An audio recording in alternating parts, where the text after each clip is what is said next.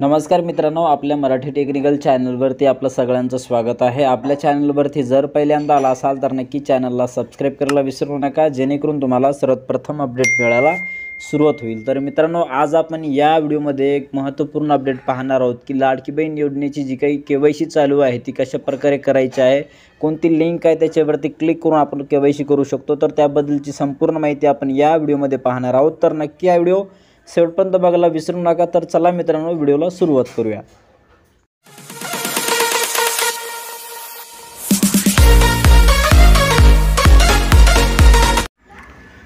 तर मित्रांनो, आपल्याला या पोर्टलवरती केवायसी करायची आहे। ई केवायसी मुख्यमंत्री माझी लाडकी बहीण योजनेचा अशा प्रकारचा हा पोर्टल आहे।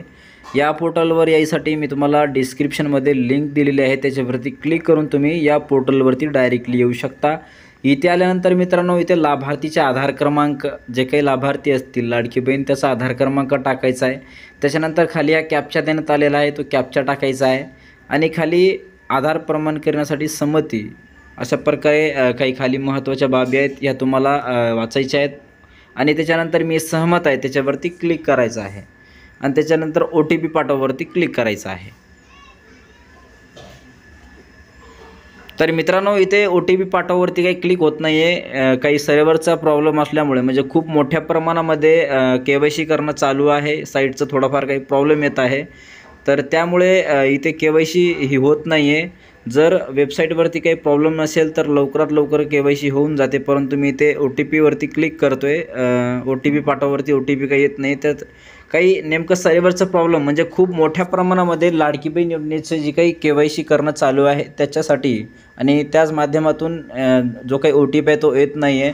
तर तुम्हाला अशा प्रकारचा एक डेमो मी दाखवलेला आहे, लवकरच दुसरा पण डेमो दाखवेल की पूर्णपणे कशा प्रकारे आपल्याला केवायसी करता येते आणि त्याच्यानंतर OTP कशी टाकायची, पुढे कोणती प्रोसेस असेल त्याबद्दलची संपूर्ण माहिती आपण या पुढच्या व्हिडिओमध्ये पाहणार आहोत। नाहीतर आपण जो काही पुढचा व्हिडिओ येईल तो त्याच्यामध्ये केवायसी कशा प्रकारे केली जाईल त्याची संपूर्ण माहिती आपण देण्यात येणार आहे मित्रांनो। तर याच्यामध्ये सर्व्हरचा प्रॉब्लेम येतोय आणि याच अंतर्गत की जो काही सर्व्हर डाऊन असेल किंवा OTP येत नाही आहे, काय येत नाही, तर खूप मोठ्या प्रमाणामध्ये केवायसी करणं चालू आहे, त्याच्यासाठी हा प्रॉब्लेम येतोय। तर आपण नेमका जो काही हा OTPचा जो काही समजा मुद्दा आहे, हा OTP का येत नाही आहे, असं बी होऊ शकतो मित्रांनो की तुमचं जर आधार कार्ड मोबाईल नंबरला लिंक नसेल तेव्हासुद्धा OTP येत नाही, परंतु या आधार कार्डला तर 100% OTP येतो, पण काही OTPचा प्रॉब्लेम किंवा सर्व्हरचा प्रॉब्लेम आहे त्यामुळे OTP येत नाही आहे, तर काहीतरी फक्त साईटचं प्रॉब्लेम आहे।